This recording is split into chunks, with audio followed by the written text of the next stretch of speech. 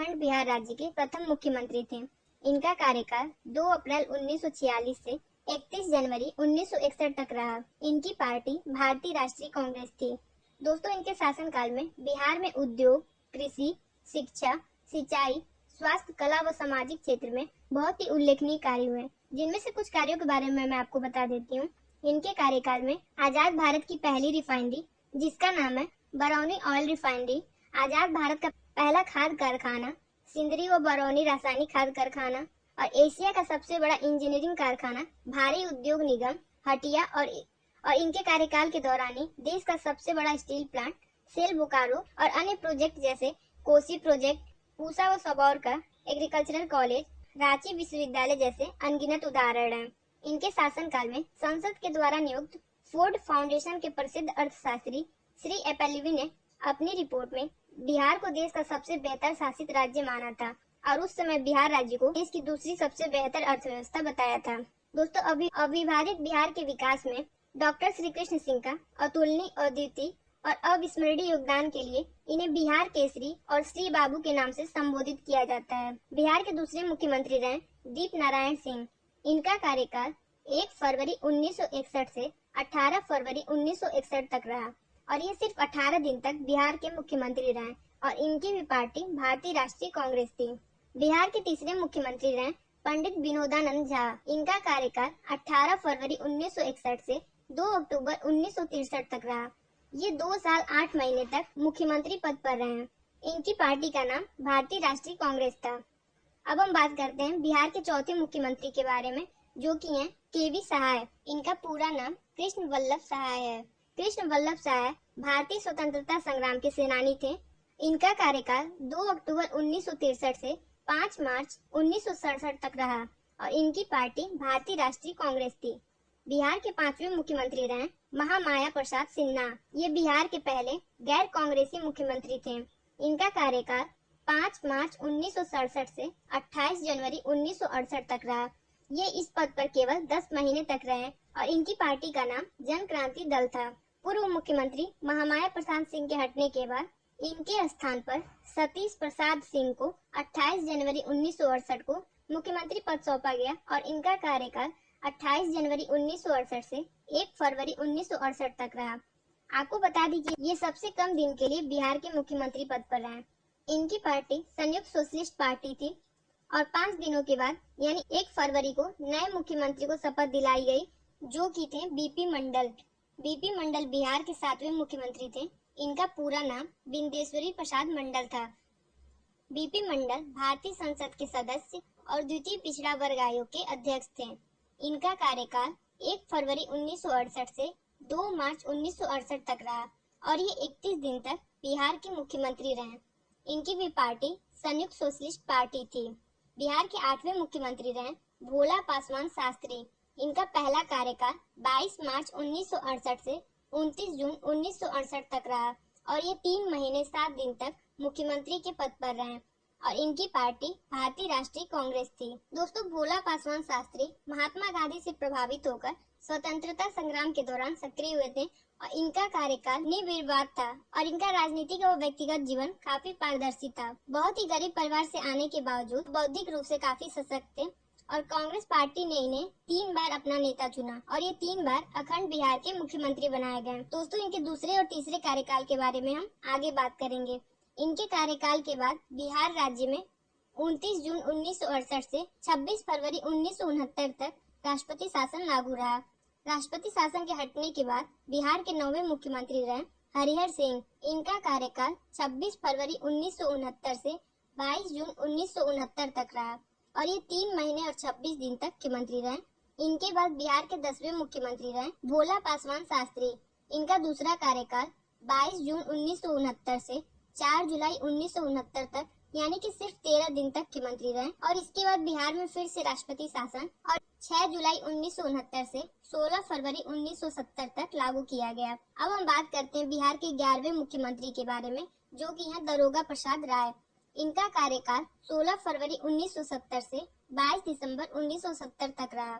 ये लगभग 10 महीनों तक बिहार के मुख्यमंत्री रहे और इनकी पार्टी भारतीय राष्ट्रीय कांग्रेस थी। नेक्स्ट बिहार के मुख्यमंत्री रहे कर्पूरी ठाकुर। कर्पूरी ठाकुर भारत के स्वतंत्रता सेनानी, शिक्षक, राजनीतिक एवं बिहार राज्य के दूसरे उप मुख्यमंत्री और 2 बार मुख्यमंत्री रह चुके हैं। इनका पहला कार्यकाल 22 दिसंबर 1970 से 2 जून 1971 तक रहा। पहली बार ये सोशलिस्ट पार्टी के नेता के रूप में सीएम बने और 163 दिन तक मुख्यमंत्री पद पर रहे। आपको मैं बता दूं, ये सरल और सरस हृदय के राजनेता माने जाते थे।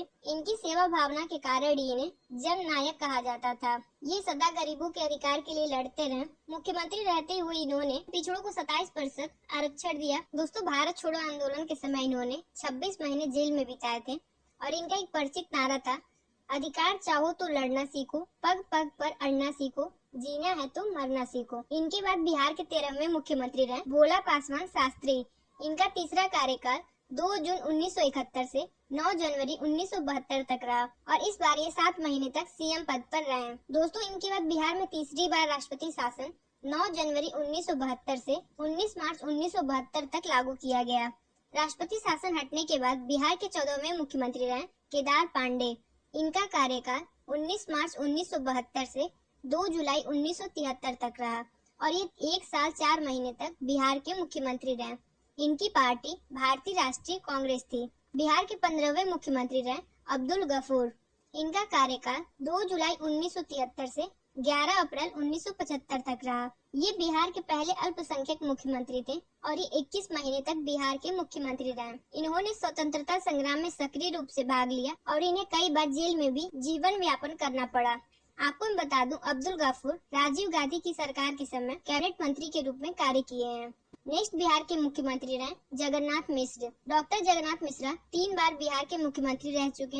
इनका पहला कार्यकाल 11 अप्रैल 1975 से 30 अप्रैल 1977 तक रहा। इनकी पार्टी भारतीय राष्ट्रीय कांग्रेस थी। इनकी रुचि सामाजिक और राजनीतिक कार्यों में बचपन से ही थी। ये विश्वविद्यालय में पढ़ाने के दौरान ही अभिरुचानुसार भारतीय राष्ट्रीय कांग्रेस में शामिल हुए थे। ये 2 साल तक बिहार के सीएम पद पर रहे। फिर राष्ट्रपति शासन 30 अप्रैल 1977 से 24 जून 1977 तक लागू किया गया और राष्ट्रपति शासन हटाए जाने के बाद बिहार के 17वें मुख्यमंत्री रहे कर्पूरी ठाकुर। इनका दूसरा कार्यकाल 24 जून 1977 से 21 अप्रैल 1979 तक रहा। इस बार इनकी पार्टी जनता पार्टी थी। नेक्स्ट बिहार के मुख्यमंत्री रहे रामसुंदर दास। इनका कार्यकाल 21 अप्रैल 1979 से 17 फरवरी 1980 तक रहा। जनता पार्टी से बिहार के सीएम बनने वाले ये दूसरे नेता थे और ये 10 महीने तक मुख्यमंत्री पद पर रहे।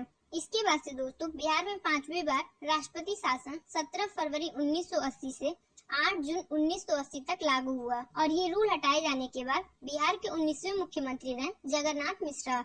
इनका दूसरा कार्यकाल 8 जून 1980 से 14 अगस्त 1983 तक रहा। बिहार के 20वें मुख्यमंत्री रहे चंद्रशेखर सिंह। इनका कार्यकाल 14 अगस्त 1983 से 12 मार्च 1985 तक रहा। इनकी पार्टी इंडियन नेशनल कांग्रेस थी और ये 19 महीने तक बिहार के मुख्यमंत्री रहे। बिहार के 21वें मुख्यमंत्री रहे बिंदेश्वरी दुबे। इनका कार्यकाल 12 मार्च 1985 से 13 फरवरी 1988 तक रहा और इनकी पार्टी इंडियन नेशनल कांग्रेस थी। बिहार के 22वें मुख्यमंत्री रहे भागवत झा आजाद। इनका कार्यकाल 1488 से 10 मार्च 1989 तक रहा और ये 22वें मुख्यमंत्री के रूप में 1 साल के लिए पद पर रहे। बिहार के 23वें मुख्यमंत्री रहे सत्येंद्र नारायण सिन्हा। इनका कार्यकाल 11 मार्च 1989 से 6 दिसंबर 1989 तक रहा। दोस्तों, सत्येंद्र नारायण सिन्हा को प्यार से लोग छोटे साहब या छोटे बाबू कहते थे। ये भारत के स्वतंत्रता सेनानी, सांसद, शिक्षा मंत्री और जेपी आंदोलन के स्तंभ रहे हैं। शिक्षा मंत्री के रूप में इन्होंने शैक्षणिक सुधार किए और इनके द्वारा ही मगध विश्वविद्यालय की स्थापना की गई और औरंगाबाद संसदीय क्षेत्र के सांसद के रूप में इन्होंने 1972 में महत्वपूर्ण उत्तरी कोयला परियोजना नहर का शिलान्यास किया था। दोस्तों, इनके द्वारा ही वर्ष 1988 में ऐतिहासिक पटना तारा मंडल की आधारशिला रखी गई। आपकी जानकारी के लिए बता दूं, 2016 में पटना के प्रतिष्ठित children park Shri Krishnapuri children park का नाम बदलकर इन्हीं के नाम पर रखा गया। अब इस पार्क को सत्येंद्र नारायण सिन्हा पार्क के नाम से जाना जाता है। इनके बाद बिहार के 24वें मुख्यमंत्री बने जगन्नाथ मिश्रा। इनका तीसरा कार्यकाल 6 दिसंबर 1989 से 10 मार्च 1990 तक रहा। आपको मैं बता दूं दोस्तों, कांग्रेस छोड़ने के बाद यह राष्ट्रीय कांग्रेस पार्टी और फिर जनता दल यूनाइटेड में शामिल हो गया। 30 दिसंबर 2013 को रांची में एक विशेष केंद्रीय जांच ब्यूरो यानी सीबीआई ने चारा घोटाले में 44 अन्य लोगों के साथ इन्हें दोषी ठहराया और इन्हें 4 साल की कारावास और 2 लाख रुपए का जुर्माना लगाया था। लेकिन 23 अक्टूबर 2013 को झारखंड उच्च न्यायालय ने इन्हें बेल दे दिया। हालांकि बाद में सीबीआई की विशेष न्यायालय ने सबूतों के अभाव में इन्हें बरी कर दिया और इनकी मृत्यु 19 अगस्त 2019 को नई दिल्ली में हुई थी। इनके बाद बिहार के 25वें मुख्यमंत्री रहे लालू प्रसाद यादव। इनका पहला कार्यकाल 10 मार्च 1990 से 28 मार्च 1995 तक रहा और पहले कार्यकाल में इनकी पार्टी जनता दल थी। दोस्तों, बिहार में 6वीं बार राष्ट्रपति शासन 28 मार्च 1995 से 4 अप्रैल 1995 तक लागू किया गया और फिर राष्ट्रपति शासन हटाए जाने के बाद बिहार के 26वें मुख्यमंत्री लालू प्रसाद यादव रहे। इनका दूसरा कार्यकाल 4 अप्रैल 1995 से 25 जुलाई 1997 तक रहा। इस कार्यकाल के दौरान लालू यादव ने जनता दल से अलग होकर राष्ट्रीय जनता दल के नाम से नई पार्टी बना ली। 1997 में जब केंद्रीय अन्वेषण ब्यूरो यानी सीबीआई ने उनके खिलाफ चारा घोटाला मामले में आरोप पत्र दाखिल किया तो लालू यादव को मुख्यमंत्री पद से हटना पड़ा और अपनी पत्नी राबड़ी देवी को सत्ता सौंपकर ये राष्ट्रीय जनता दल के अध्यक्ष बन गए। चारा घोटाला मामले में लालू यादव को जेल भी जाना पड़ा और वे कई महीने तक जेल में भी रहे। लगभग 17 साल तक चले इस ऐतिहासिक मुकदमे में सीबीआई की स्पेशल कोर्ट के न्यायाधीश प्रवास कुमार सिंह ने लालू प्रसाद यादव को वीडियो कॉन्फ्रेंसिंग के जरिए 3 अक्टूबर 2013 को 5 साल की कैद और 25 लाख रुपए की जुर्माने की सजा सुनाई। और इसके साथ ही दोस्तों, लालू प्रसाद यादव और जदयू नेता जगदीश शर्मा को घोटाला मामले में दोषी करार दिए जाने के बाद लोकसभा से अयोग्य ठहराया गया। इसके कारण रांची जेल में सजा भुगत रहे लालू प्रसाद यादव को लोकसभा की सदस्यता भी गंवानी पड़ी। आपको मैं बता दूं, भारतीय चुनाव आयोग के नए नियमों के अनुसार लालू प्रसाद यादव अब 11 साल यानी कि 5 साल जेल और रिहाई के बाद के 6 साल तक लोकसभा चुनाव नहीं लड़ सकेंगे। और लोकसभा द्वारा जारी इस अधिसूचना के बाद संसद की सदस्यता गंवाने वाले लालू प्रसाद यादव भारतीय इतिहास में लोकसभा के पहले सांसद बने। और जनता दल यूनाइटेड के एक अन्य नेता जो कि है जगदीश शर्मा दूसरे सांसद हैं, जिन्हें 10 साल के लिए अयोग्य ठहराया गया। लालू प्रसाद यादव के बाद उनकी पत्नी बिहार की 27वीं मुख्यमंत्री बनी। राबड़ी देवी स्वतंत्र भारत में बिहार प्रांत की पहली महिला मुख्यमंत्री बनी। इनका पहला कार्यकाल 25 जुलाई 1997 से 11 फरवरी 1999 तक रहा। इसके बाद बिहार में 7वीं बार राष्ट्रपति शासन 11 फरवरी 1999 से 9 मार्च 1999 तक लागू रहा और फिर दूसरी बार राबड़ी देवी 9 मार्च 1999 से 2 मार्च 2000 तक बिहार की 28वीं मुख्यमंत्री बनी। इनके बाद बिहार के 29वें मुख्यमंत्री बने नीतीश कुमार। इनका पहला कार्यकाल 3 मार्च 2000 से 10 मार्च 2000 तक यानी सिर्फ 8 दिन तक रहा और इस समय इनकी पार्टी समता पार्टी थी। नीतीश कुमार के बाद बिहार की 30वीं मुख्यमंत्री बनी राबड़ी देवी।